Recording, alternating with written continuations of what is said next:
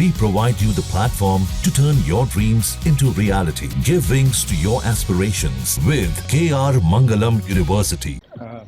Friends, this is, as I said, further to the briefing that was provided yesterday and some of the updates that have been just provided by Colonel Qureshi and Wing Commander Singh.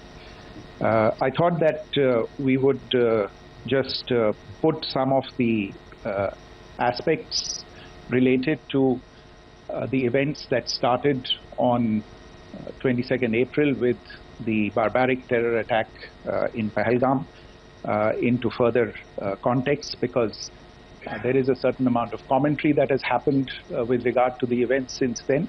And more than the commentary, there has been a lot of disinformation that has been directed at us from across the border. So a few things that I would like you to keep in mind. First of all, there is mention on all sides of escalation. I think the first point that you have to keep in mind is the attack of 22nd April in Pahalgam is the original escalation.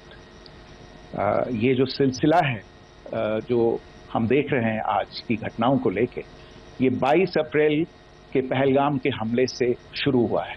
Escalation वहां पे हुआ है और उस escalation का जवाब भारतीय सेना ने, भारतीय फौज ने कल अपने एक्शन से दिया है. Secondly, I want to invite your attention to the involvement of the group calling itself the Resistance Front in these attacks. I pointed this out yesterday that this is a group that is a known front for the well-known Pakistan-based terrorist organization, Lashkar-e-Taiba. The group has been reported earlier. I mentioned to you about the Indian authorities providing information to the UN 1267 Sanctions Monitoring Committee. And in fact, we are going to be meeting with the team again very soon, and we will be providing an update to the information that we have provided earlier. But what is interesting, दिलचस्प बात यह है कि संयुक्त राष्ट्र की सुरक्षा समिति में जब पहलगाम के हमले को लेके एक प्रेस वक्तव्य जारी करने की बात चल रही थी, तो आप सोचिए किस देश ने टीआरएफ का, द रेजिस्टेंस फ्रंट का उसमें मेंशन किया जाना, उसको अपोज किया.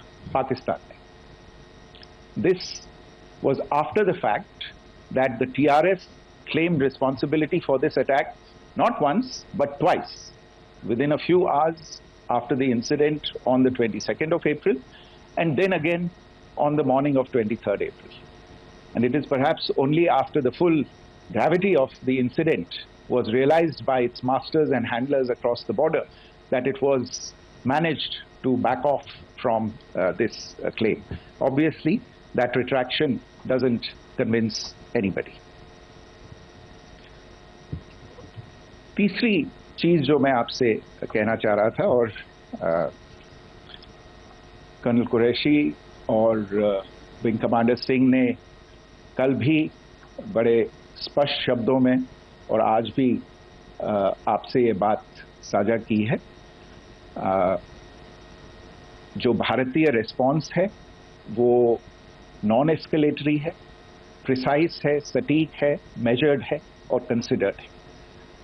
Our intention has not been to escalate matters. We are only responding to the original escalation, as I said, and our response has been targeted, precise, controlled and measured. Only military, no military targets have been selected. Only terrorist infrastructure in Pakistan has been hit. Now, there are, as I said, a number of issues that have been raised in commentaries, and there's a lot of, as I said, unfounded disinformation and fabrication that has come from across the border. And I would just like to use this opportunity to set the record straight on some of these issues. The first of these is Pakistan trying to wash its hands off any and all involvement with terrorism.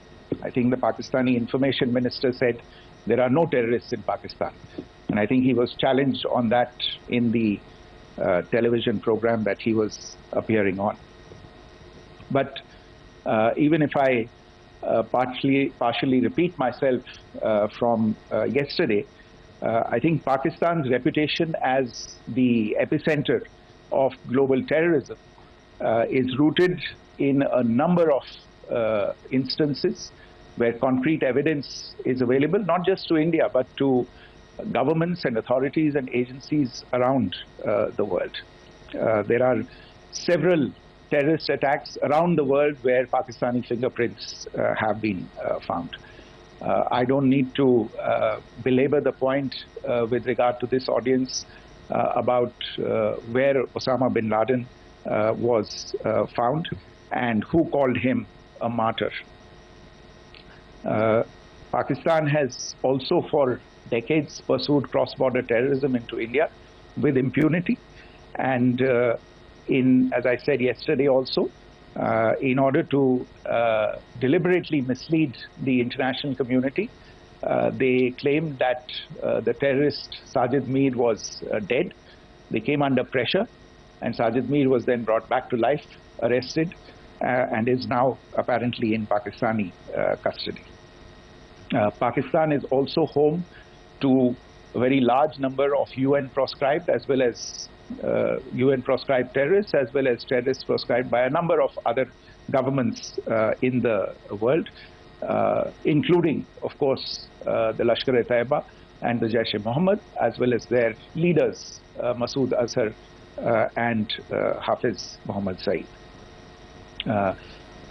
आपने देखा होगा हाल ही में पिछले कुछ दिनों में पाकिस्तान के रक्षा मंत्री और उनके पूर्व विदेश मंत्री दोनों ने इस बात को माना है कि पाकिस्तान का ऐसे ग्रुप्स के साथ जो रिश्ता है वो क्या रहा है. Both the defense minister and the former foreign minister of Pakistan, I think they've done a more eloquent job of this than I could ever do in terms of describing their country's implication in international terrorism and their involvement in housing these kinds of groups.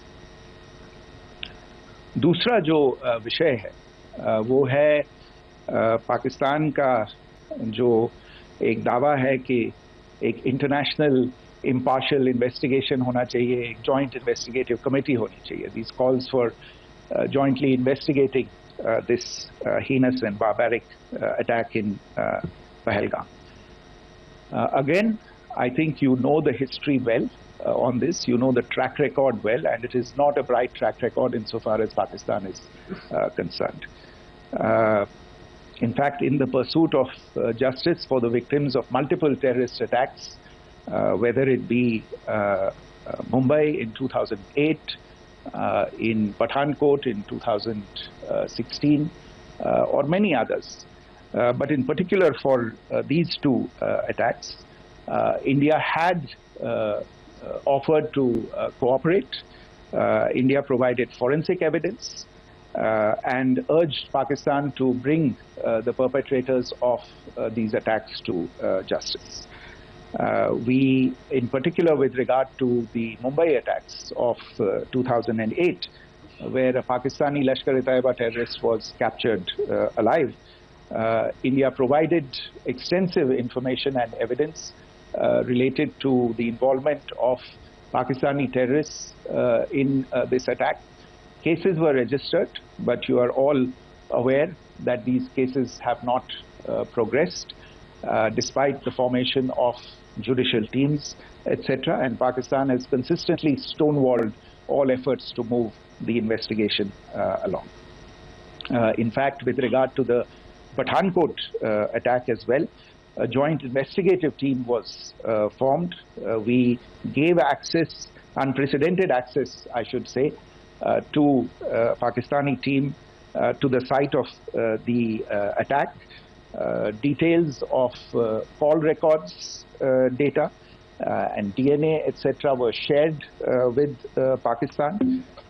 We had shared with them details related that we had been able to access to the addresses of terrorists.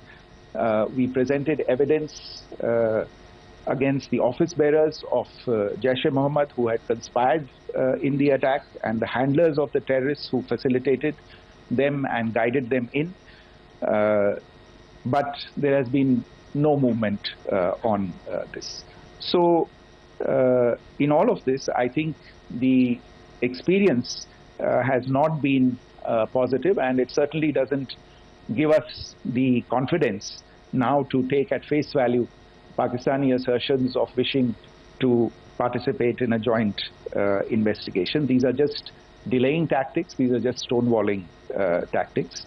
And in fact, there is reason to believe that Pakistan uses the evidence that we provide only to cover its tracks and, in fact, defend the terrorists who we are looking for and obstruct the path of investigation. A third point that I wanted to address was the claim that only civilians were killed in the strikes on the 7th of May. We have made the point very clearly that all attacks on the morning of 7th May were against carefully selected terrorist infrastructure, terrorist targets. It is not clear to us, in fact, seeing some of the coverage of the after effects of these strikes, including the funerals for the terrorists that were held yesterday. I think a lot of you have seen the reports and the coverage on media. If only civilians, if any civilians were killed in these attacks, I wonder what message this picture actually sends to all of you. This is a question that is worth asking. It's also odd that the funerals of civilians are carried out with the coffins being draped in Pakistani flags and state honors being accorded. As far as we are concerned, the individuals eliminated at these facilities were terrorists. Giving terrorist state funerals may be a practice in Pakistan. Doesn't seem to make much sense to us. Pakistan has also claimed that India deliberately attacked religious sites. This is completely false again. I have made it clear that the targets were terrorist infrastructure, terrorist facilities, and locations connected clearly with incidents of cross-border terrorism into India. And it is in fact Pakistan that is misusing religious sites as a cover to in fact radicalize, direct and indoctrinate and train terrorists. In fact, contrary to what Pakistan is claiming, yesterday Pakistan launched a targeted attack on the Sikh community in the state of Jammu and Kashmir, hitting Gurdwara in Poonch and the homes of Sikh community members, which came under attack. And we know that at least 3 individuals were killed in that particular attack. Pakistan is also making attempts to, in fact, just to add to this point, the retaliatory action that Pakistan has taken, in fact, is impacting civilians. I showed you the picture of the Gurdwara and the Sikh community members who were killed in this. There are other civilians also who've been killed and injured in these attacks. In fact, since yesterday morning, a total of 16 civilians have been killed and 59 others have been injured in the attacks by Pakistan. Not only this, Pakistan is also making attempts as part of its disinformation campaign to paint our action with regard to cross-border terrorism through the communal angle. If that is the issue, then I think I can do no better than to cite or point you in the direction of the Pakistan Army Chief's speech of 16 April 2025. I think that is the last word in communal rhetoric. And in the Pahalgam attack itself, you are aware of the kind of religious profiling that was done there, and perhaps there is a linkage between these two events. I can only say that these nefarious designs will not be allowed to succeed in India. And it is to be noted that people from all faiths, all religions, all regions in India have unequivocally, not just in India but around the world, have condemned these attacks. The Pakistani claims of now responding to India's strikes of the 7th of May. As I said right at the outset, it is India which is responding. The original escalation was by Pakistan on the 22nd of April. We are the ones who are responding to that escalation with the action that was taken yesterday morning. And again, I would like to emphasize that the action was restrained. It was directed towards non-civilian, non-military targets and confined to terrorist camps. And again, as we have been saying since yesterday, any further action by Pakistan, some of which we are seeing today, is nothing but escalation by Pakistan now once again, and will be responded to and is being responded to appropriately. One point that I wanted to also address was the allegations to the targeting of a dam, the Neelam Jhelum project in Pakistan-occupied Kashmir. I want to say that this is an absolute and complete fabrication and a blatant lie. India has targeted only and only terrorist infrastructure, and the details of that terrorist infrastructure, together with the locations, were shared with you yesterday by Colonel Qureshi and Wing Commander Singh. I should note that if this kind of a claim is a pretext for targeting Indian infrastructure of a similar nature, Pakistan will be entirely responsible for the consequences that will undoubtedly follow. Finally, I want to address some issues that have been raised related to the Indus Waters Treaty and the disinformation that has been raised in regard to that as well. The fact is that there have been fundamental changes in the circumstances in which the Indus Waters Treaty was concluded, and they call for a reassessment of the obligations under the treaty. Over the last year and a half to 2 years, India has been in communication with the government of Pakistan. We've sent several notices to them requesting for negotiations to discuss modification of the treaty. India has, for 6+ decades now, honored the treaty, even during periods when Pakistan imposed multiple wars on us, and even when relations were adversarial. Pakistan is the one that has been acting in violation of the treaty, deliberately creating legal roadblocks in India exercising its legitimate rights on the western rivers. Any projects that India sought to build on the eastern rivers, and even on the western rivers, which we are allowed to by the treaty, were always challenged by Pakistan, thereby hampering our rights to utilize our legitimate waters under the treaty.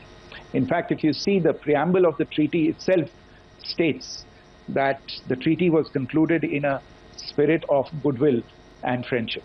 Mark those words, concluded in a spirit of goodwill and friendship. ये भारत का धैर्य और भारत की सहनशीलता है जो 65 साल से हम इतनी प्रोवोकेशन के बावजूद इस ट्रीटी को निभा रहे हैं. However, as has been made clear earlier as well, Pakistan has not responded to our requests to enter into negotiations for a reassessment of the obligations under the treaty. A number of conditions have changed. This is a treaty that was based on the engineering techniques of the 50s and the 60s. We are living through the first quarter of the 21st century. Technological changes and technological advancements have to be taken into account. There are demographic changes. There are climate changes that have taken place. There is the imperative of clean energy. And of course, the terrorism that Pakistan has wreaked in the state of Jammu and Kashmir itself has hampered India's ability to exercise its rights under the treaty. Pakistan's persistent refusal to respond to our requests to enter into government-to-government negotiations on the modification of the treaty is, in a sense, itself a violation of the treaty. And therefore, India has taken the step of putting the treaty in abeyance until Pakistan abjures irrevocably its support for cross-border terrorism. Maybe I'll stop there.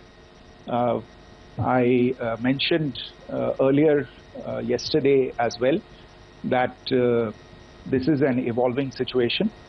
I would therefore ask all of you to be considerate and restrained. It will not be possible for us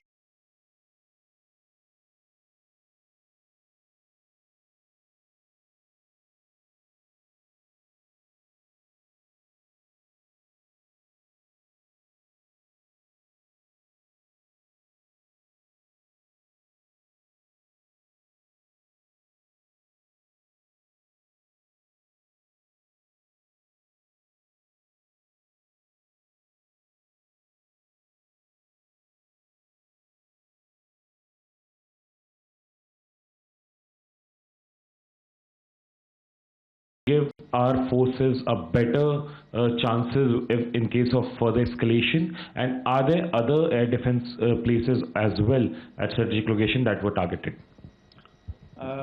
Rishabh, you are violating the first rule that I set out at the end of my remarks.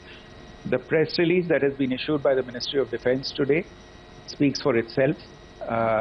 It is related to operational matters. It's been released by the Ministry of Defense. As more information becomes available, it will be released.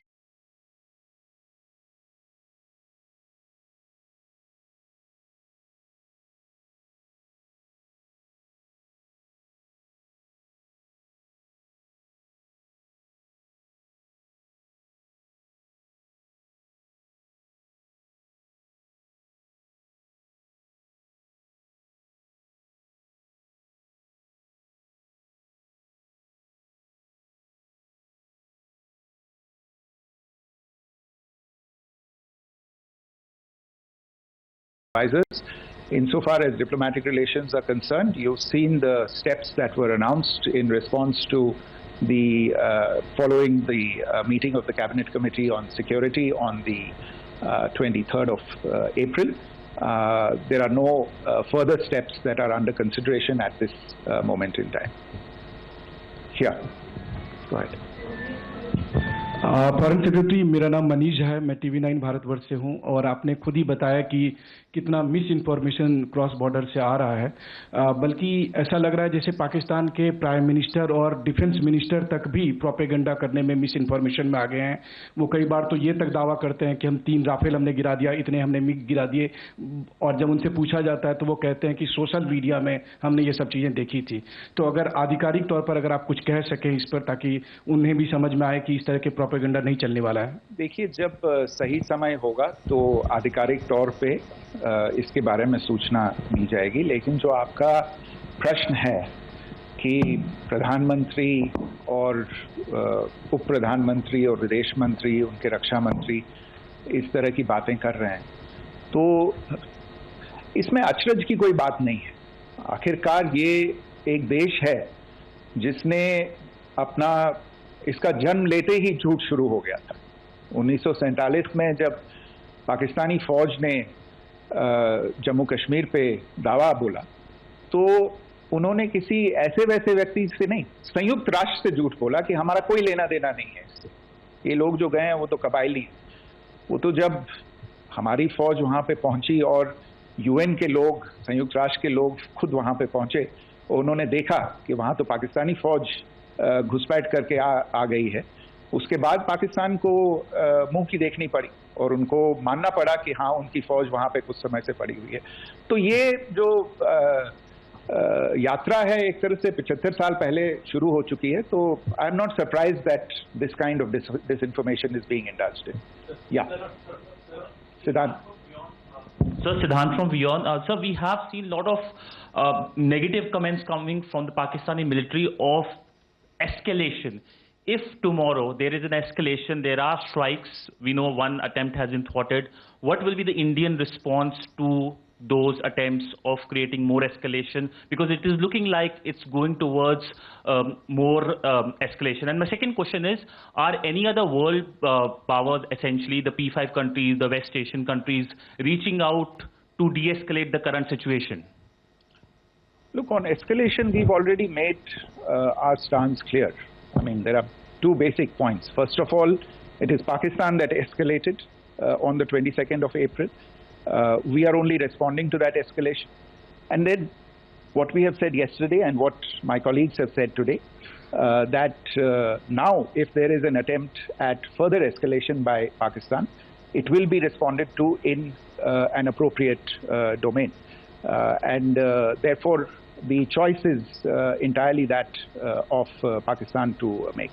As to your second question, I don't think I can do better than to point you in the direction of the statements that are being made from practically every chancellery in the world and the sentiment that they are carrying.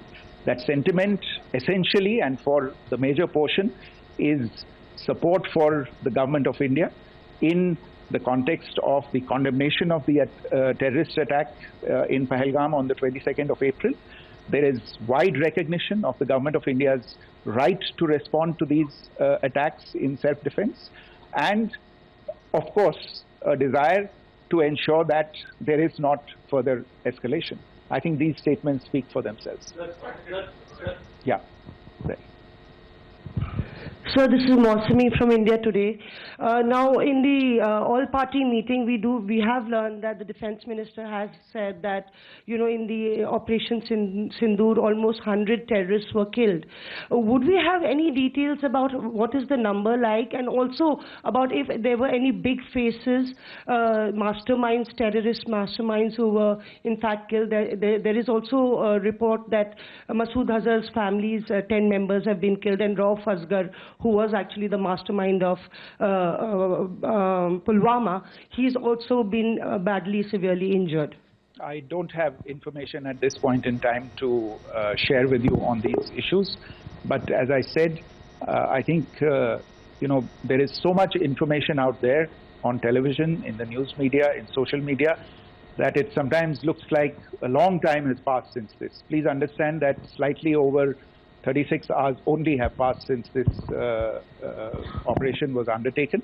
Let us have some patience. Information will come out and will be shared in due time. Shruti.